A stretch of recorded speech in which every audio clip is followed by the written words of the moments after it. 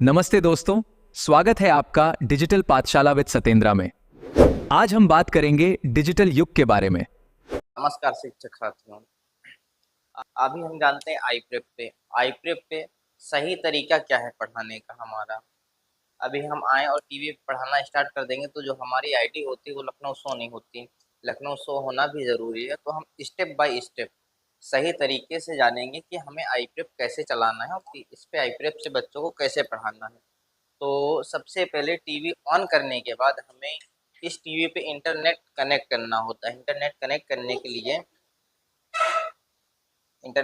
करने के लिए यहाँ पे क्लिक करेंगे और जो भी हमारी डिवाइस होगी उस पर टच कर देंगे और उसका पासवर्ड यहाँ पे डालेंगे तो हमारी इंटरनेट की डिवाइस कनेक्ट हो जाएगी। अभी मैंने अपने फ़ोन का हॉटस्पॉट खोल के रखा है तो मेरे फ़ोन से ये टीवी कनेक्टेड है।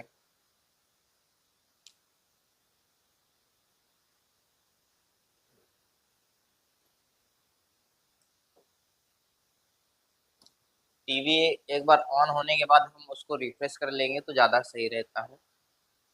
अब आई प्रेप डिजिटल क्लास चलाने के लिए हम आई प्रेप पे डबल टच करेंगे। ये हमारा आई प्रेप खुलने लगेगा। इतना खुलने के बाद आप लोग देख रहे होंगे कि बैकग्राउंड में काफ़ी सारी चीज़ें पीछे की दिख रही हैं बैक की।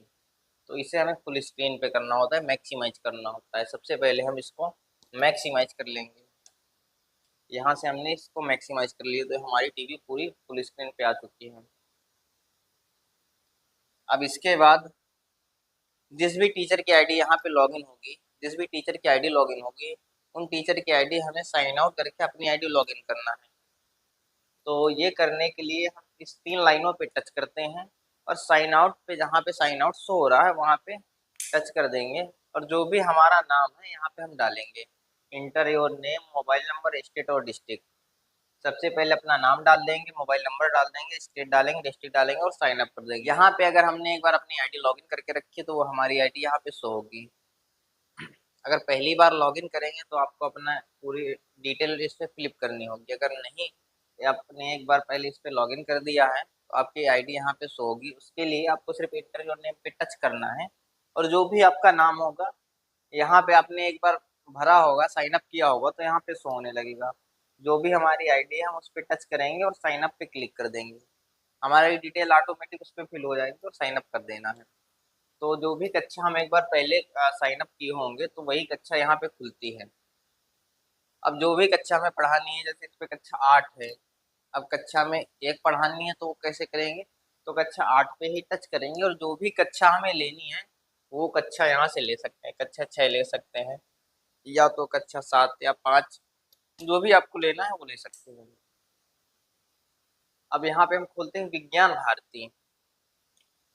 भारती में ये लेसन 1 के दैनिक जीवन में विज्ञान के लेसन 1 के छोटे छोटे टॉपिक के वीडियो आ चुके हैं। सबसे पहले हमें बच्चों को ये वीडियो ही दिखाने होते हैं। उसके बाद हमें पुस्तकें पढ़ानी होती है, पुस्तकें से बच्चों को पढ़ा देंगे। और इसके बाद आता है एक दीक्षा का ऑप्शन। यहाँ पे दीक्षा पे इसी टॉपिक के लॉन्ग वीडियो होते हैं। और सबसे लास्ट पे हमें अभ्यास करवाना होता है। वो अभ्यास हम बच्चों से करवाएंगे कि बच्चे के समझ में कितनी वो चीज़ आई है।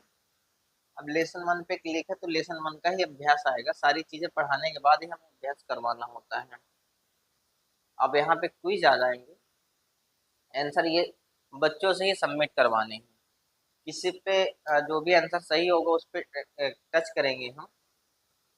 ये चीज़ आपको बच्चों से ही करवानी है और सबमिट आंसर पे क्लिक कर देंगे। यहाँ पे सबमिट आंसर का ऑप्शन दिख रहा है, यहाँ पे टच कर देंगे और अगर हमारा आंसर सही हो जाएगा तो यहाँ पे मास्टरी बढ़ती जाएगी। उद्देश्य है कि मास्टरी को 100% तक लेके जाना है।